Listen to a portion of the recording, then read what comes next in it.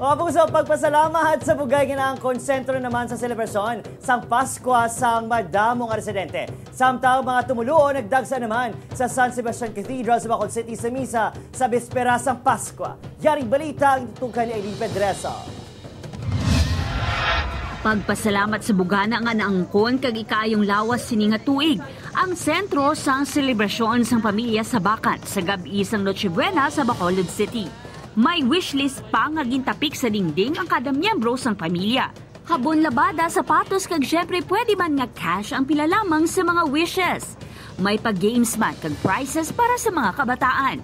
Amo niya nga celebration niya halin sang aga hasta ginaya magkaagaho naman kami ya kay below kami nga pamilya traditionally na nayan namon ginaselebrar ang Christmas.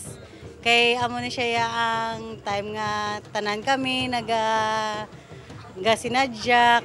Kung bilog nga pamilya nga nagaselebrar ang pamilya sa Bacan, solo naman nga ginaselebrar sa 62 anyos nga si Tatay Romeo ang Pasko.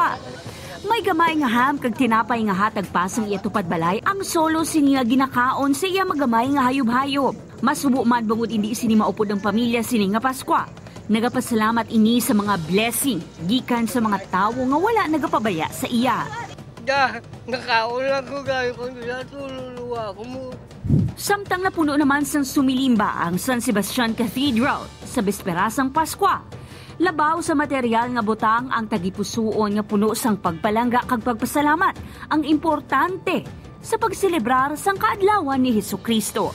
Aileen Pedreso para sa GMA Regional TV Early Edition.